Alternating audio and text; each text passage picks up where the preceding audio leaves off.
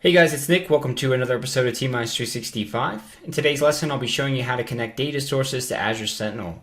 In the previous lesson, I briefly touched on how you're able to connect data sources not just from Microsoft's cloud, but also third-party and on-premise workloads. This data could be from devices, emails, firewalls, infrastructure, IoT, and more. Microsoft has a ton of built-in connectors you can tap into, which I'll be showing you here soon in a demo. At the time of today's recording, there are over 100 connectors, and turning some of them on is as easy as a click of a button.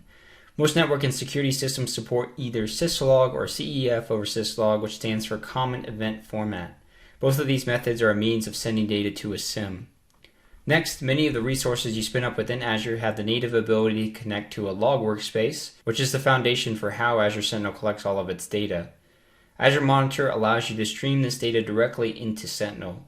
The Log Analytics agent is another way to start collecting telemetry from servers and workstations that are either on-prem or in the cloud. Azure Sentinel imports threat indicators, just like all the other event data, by using data connectors. The two Azure Sentinel data connectors for threat indicators are taxi servers and threat intelligence platforms.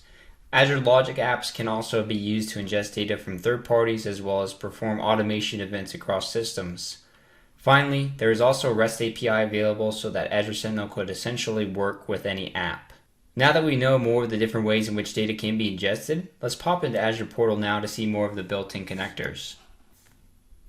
So I'm here within the Azure Portal. One of the prerequisites here is actually just setting up a log workspace. I'm not going to go into that fully because you can simply search for Azure Sentinel within the Azure Portal and it'll walk you through setting up that log workspace, which just takes a couple of minutes to set up. I'm in here though under the configuration setting and data connectors, and this is where you're going to go to establish the data sources that you have and want to connect to the service here. So as you can see, there's over 100 connectors here, 116 in total at the time of this recording, and you can scroll through the list here to see a variety of them here, but I'll go ahead and just search for one that we want to add, and that is the Office 365 connector here, which is actually free for the data ingestion, unlike the other connectors that you have that are pre-built. You can open the connector page here and you can go ahead and you can see the prerequisites if there is any. You may not have the correct rights here to turn this on, so you want to reach out about that if you don't. But essentially here, in this case, we just have some toggle abilities here for the data that we want to ingest within Sentinel, and we can simply click on apply changes for those to be applied, and that will start then ingesting the Teams data here in addition to Exchange and SharePoint.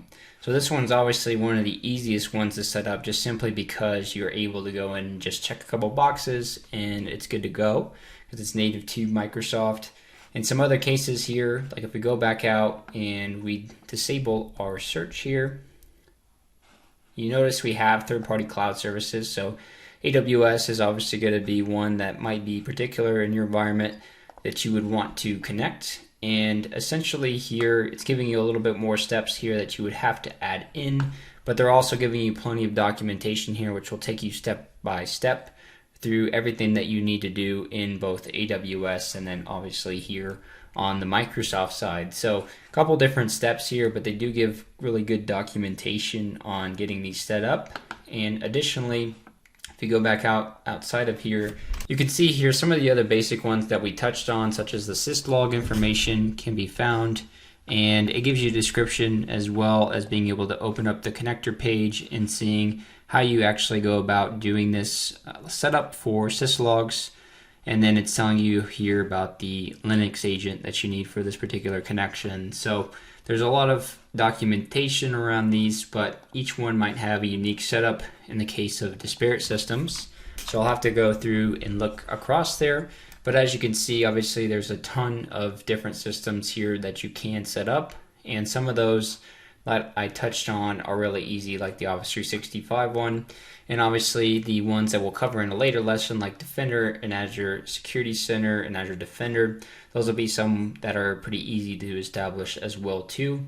And that might be where you establish your first initial connections to get a better feel for how Azure Sentinel works and being able to triage incidents within the portal.